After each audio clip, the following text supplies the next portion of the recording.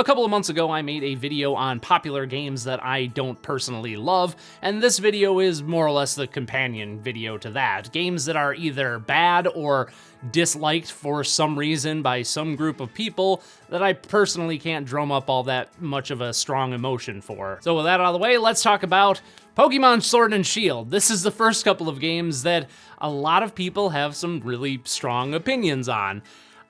And I don't. I kind of just think that, you know, they're bog standard Pokemon games, and that's about all I can drum up for that. But when these games were first released, my God, there was so much backlash for this, and a lot of it just had to do with the fact that Game Freak and Nintendo were removing a lot of Pokemon that people apparently had love for from these two games, and I get that. It sucks when, you know, part of something that you really love from a series is being removed for a future installment, but I understand why Nintendo and Game Freak did this, because there are hundreds, like almost 800 or over 800, I don't even know, Pokemon right now, which is a lot. I don't know, I just don't think these games warrant that level of dislike and dissatisfaction. I kind of agree. I think that they're among the weaker Pokemon games. This is probably one of the weaker generations overall, but there was still some stuff I liked in there, like the open world exploration aspects. The two frickin' areas of the game where you can actually do that were really cool, and I wish that the whole game was like that, because that was like the best part of these games for me. But, you know, that was only a small portion of it. The rest of it was just your standard Pokemon, let's go on a route, let's go in a cave, let's go in a power plant, let's go to a town sort of thing. So I kind of see why people are a little upset, but I don't see why they were so upset that to label these the worst Pokemon games ever made. Next up, I have one that might come as a bit of a surprise, and that is Spyro, Enter the Dragonfly. I'm just gonna say this right up front, this is indeed a bad game. I'm not gonna pretend like it's not, but it's bad because it's unfinished, not really for any other reason. I don't know, I understand why people hate this game so much, because it's a bad Spyro game, and coming off the tail of the original trilogy of Spyro games, which were fantastic, this being the first mainline Spyro game released after Insomniac's departure, there's a lot of reasons to dislike this game. But you hear people talk about it online like it is the worst thing to ever happen to any game franchise ever. I've seen so many videos of people reviewing this game over the year where they're just screaming at how bad it is, and then people destroying, like every video review of this game, somebody's always destroying the game or burning it or throwing it in the garbage or something like that. And I get it, it's a bad Spyro game, don't get me wrong. And you know, as a game critic and somebody who's actually played through the game multiple times, I can tell you that most of these reviews, it's very clear to me that they didn't actually play all that much of the game. They've only played a few hours of it. And I could tell that because as the game goes on, it actually gets a lot better. They're still not as good as, you know, the original trilogy of Spyro games, but they're really competent, and, you know, the bugs and game-breaking issues are mostly, I guess, stacked towards the beginning of the game. So when I watch reviews on this game, it just seems to me like nobody's actually giving it a fair shake. They're only just trying to drum up more hatred and vitriol for this. I agree, it's a bad game.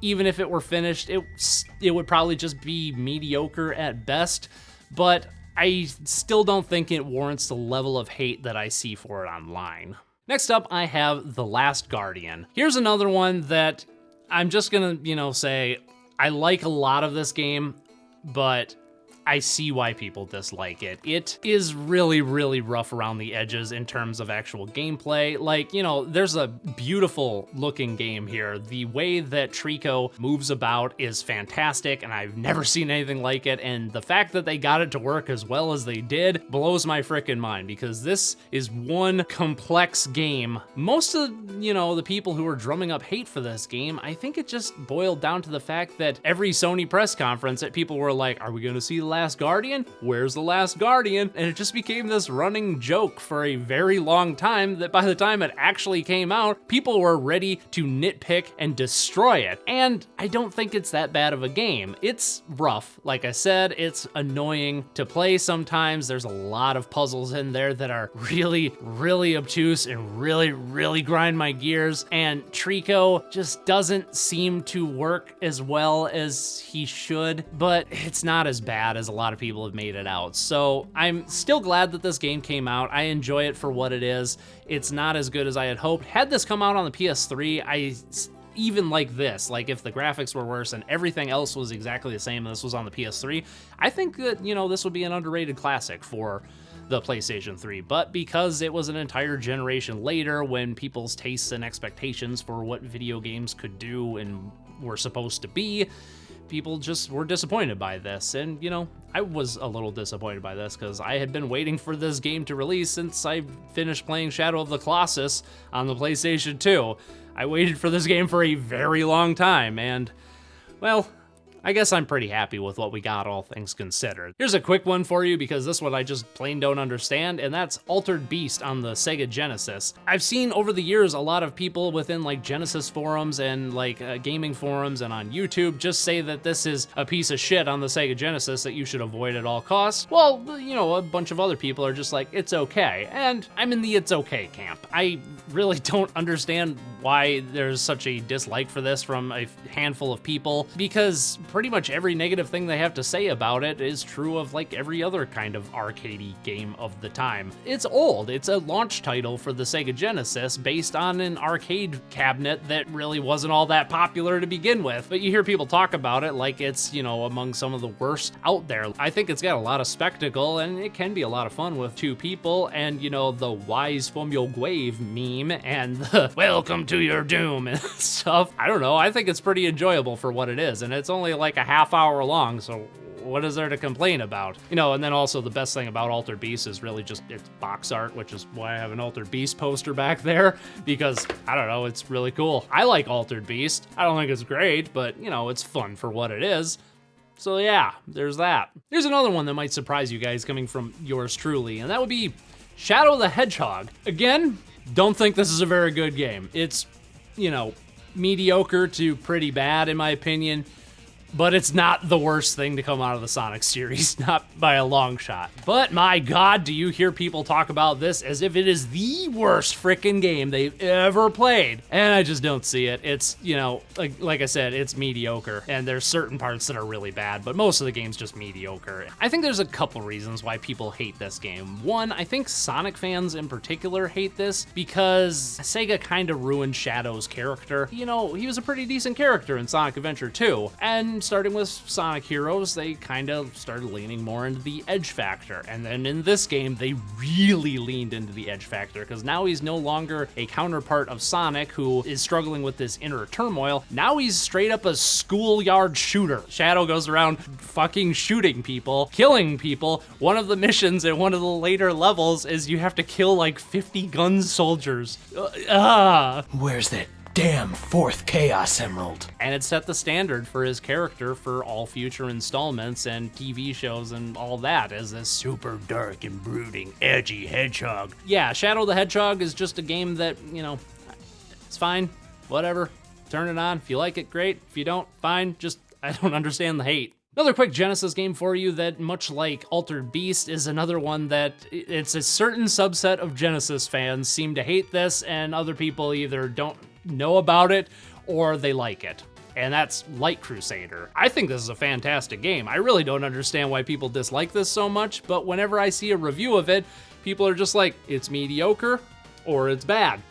And I just think it's a pretty damn good game, personally. Basically, all Light Crusader is an action RPG in an isometric world with a focus on some really, really obscure puzzles. And I like that, personally, because it makes it feel like you're going into, like, you know, a really awesome, crazy labyrinth and uncovering secrets the further down you go. And much like a game like Etrian Odyssey that came out later, the whole point of this game is to delve into this labyrinth that's below this city and just go deeper and deeper. And there's always been something fascinating to me about the idea of just exploring these ancient labyrinths, kind of like the ruined cities in London and France, or any of these really old cities that have been just built upon for hundreds and hundreds of years, because you don't know what's down there. And Light Crusader is one of the earliest games that I've personally played that captures this feeling. And I think a lot of the hatred for this game comes from the fact that its combat isn't really great. It's not bad, I would say. It's no Landstalker for sure, as far as isometric action RPG combat goes, but it's also not really the focus of the game. The focus is more on the puzzle solving and delving deeper into the dungeons, and the magic system is actually really cool. It's kind of like Gunstar Heroes, like how you have different weapons that you can combine in a variety of different ways to get even more weapons that might be more powerful and stuff like that. It's like that, but with magic, and that's awesome. So yeah, this is another one that whenever I see a review of it,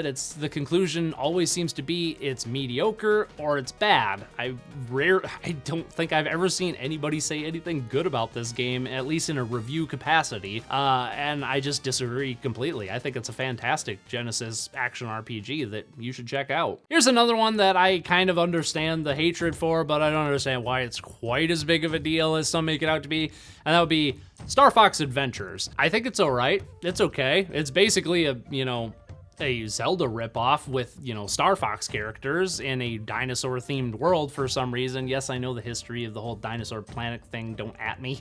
But I don't know, I think it's okay for what it is. I played it when I was a teenager, and I actually really liked it then. And then when I replayed it, I'm like, okay, it's not as good as I remember, but it's still not that bad. But I get why people dislike it, because it's a Star Fox game, and most Star Fox games are shooters. And, that's kind of what people have come to expect from the Star Fox series, is a shooter, and this was the first game that stepped outside of that. And actually, this was the first game after Star Fox 64, which is the best game in the Star Fox series, to come out, and I could see by comparison, it's pretty disappointing. But again, you hear people talk about it online like it is the worst thing ever. Like, the classic JonTron video really skyrocketed the hatred for this game, but I just don't think it's as bad as some people say. It's just, again, it's okay to mediocre, and it's got its bullshit moments. I'll fully admit that.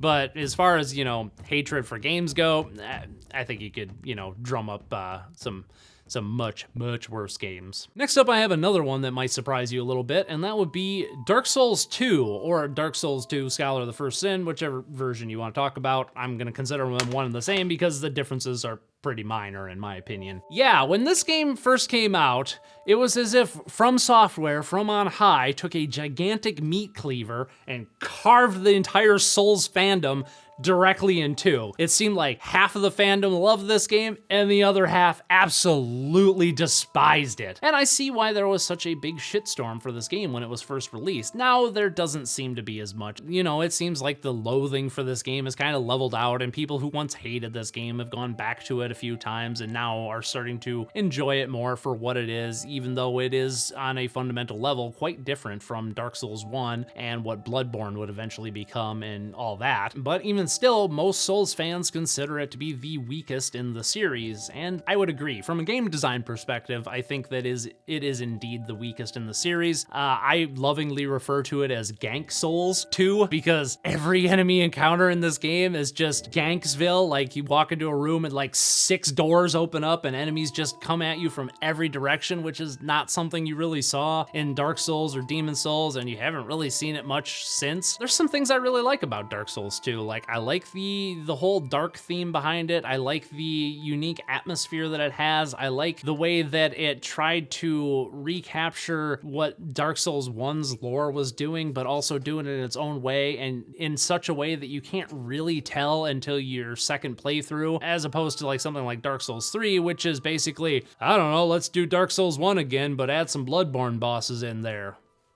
Dark Souls 3, don't get me wrong, is a much more refined and polished game overall, but Dark Souls 2 has its own unique personality that I enjoy far more, if that makes sense. I still think it's the weakest in the series, but compared to literally every other AAA game that came out around the same time as this, it is leagues ahead of them in terms of quality and replayability and enjoyability.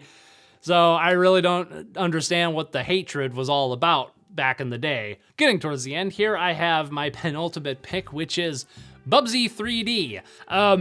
This is a bad game. There's no way around it. It's a bad game. It's not as bad as people make it out to be. Every time there is like a worst game of all time list, this is always either number 1 or number 2. And the next pick I have is the other one that's either number 1 or number 2.